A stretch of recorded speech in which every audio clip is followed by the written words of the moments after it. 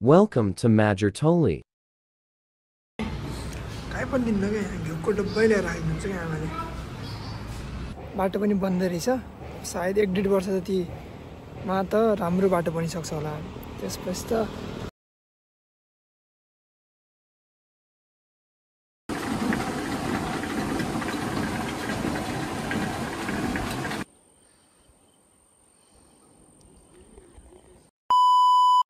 Hello guys after long time आज चाहिँ दसैँ लाग्यो त्यही भएर अब पोखराबाट जानु पऱ्यो भनेर सुरु गरेको सल्लाह प्याक गरेर अब रेडी भएर यहाँ पोखराबाट निस्किन लाग्छु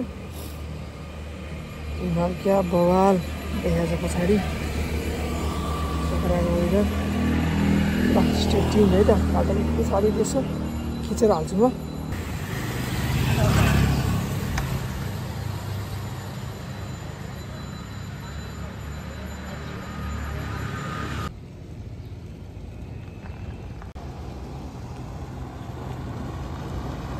guys,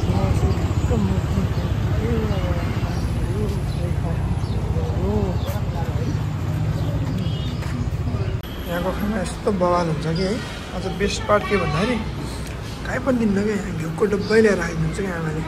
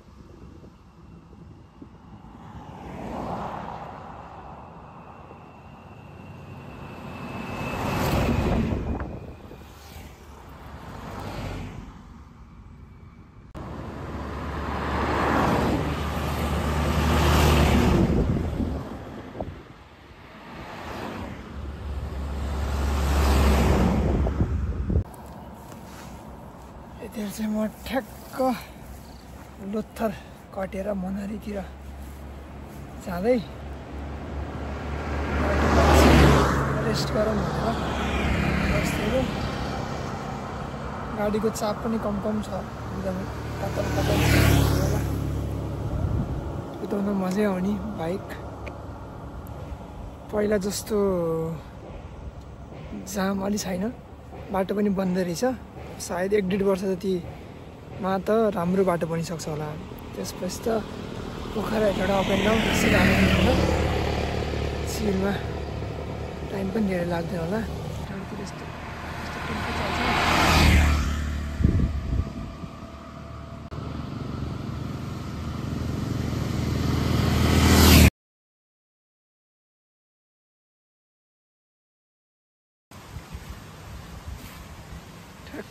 दसैँ तिहारको बेलामा धान चाहिँ मिठो पहेँलो भएर झुल्छ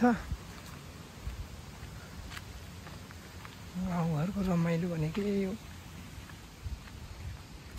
कहिलेकाहीँ आउने रमाइलो यहीँ बस्ने गाह्रो त्यही त हो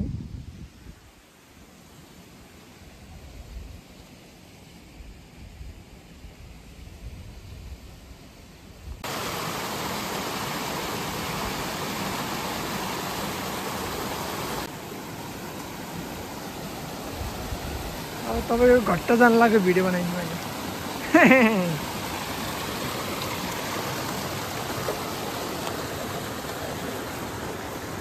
घट्टबाट मकै लिएर गएर पिठो ढेँडो खाने हो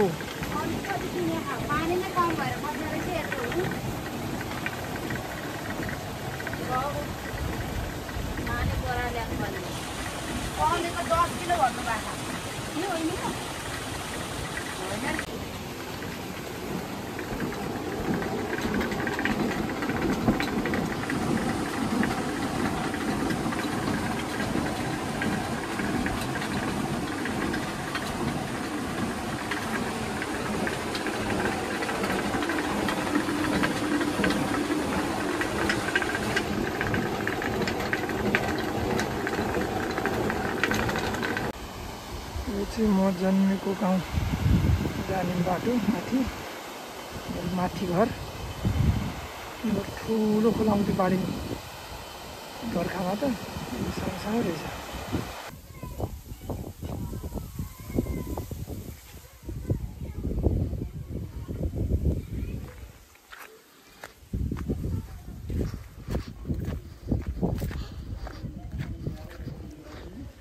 को छ नि यहाँ बुढापाटीहरू?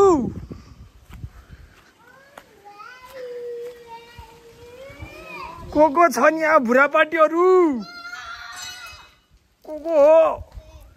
नमस्ते नमस्ते। के छ र? ठिक छ? डनहरू हो म भर्खर आउँदै म त।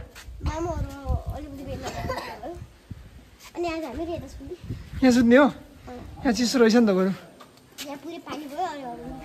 पानी परिरहँदाखेरि नि कस्तो सुका त बाला है।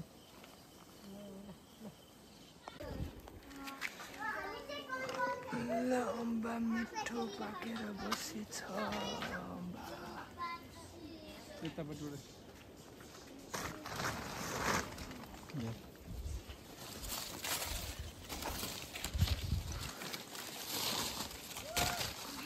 दामी दामी।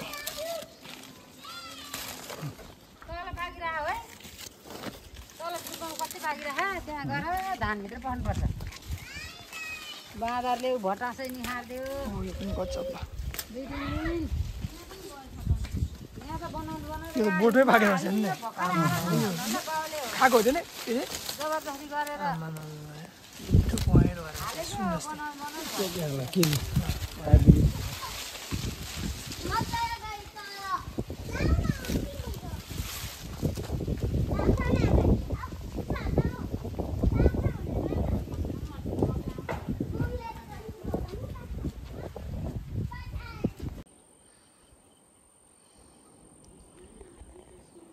मिठो पाकेर बसेको रहेछ।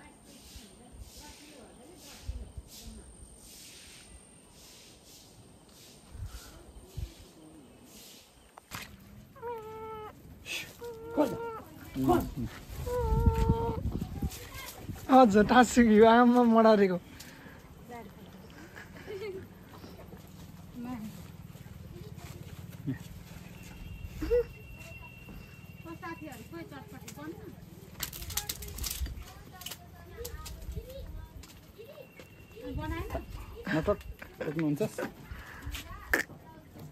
अझ ए त्यो खान्छ है? खानु सकेन हान्छ नि बिचरा। बिचरा दाँत पला होला नि। किन दाँत छोटो किन दाँत भात खानेले दाँत खानु घाँस खान्छ यिनीहरू पुरै। दाँत सिलाएको भएर अनि यसको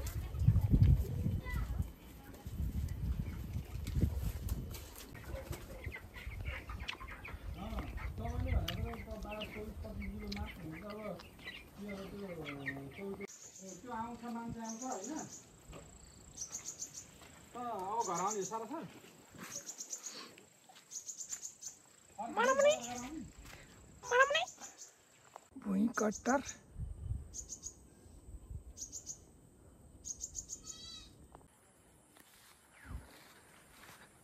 यो चाहिँ म जन्मेको घर, म जन्मेको ठाउँ। म चाहिँ यहाँ पहिला अर्को घर थियो, यहाँ फोडेर अर्को बनाएको, त्यसको पर्याङमुनि जन्मेको भन्छन् मम्मीले भन्नुभयो। माथिदेखि यहाँसम्म हाम्रै बारी हो यो।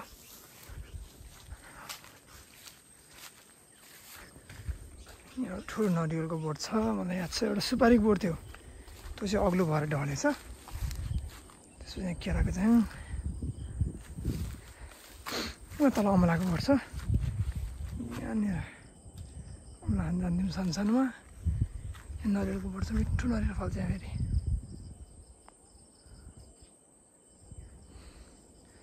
सानो सानोमा कति खेल्ने, कति दौडिने, पाखा आफै आफको बोट हुन्थ्यो पहिला यहाँ, अहिले केही पनि छैन।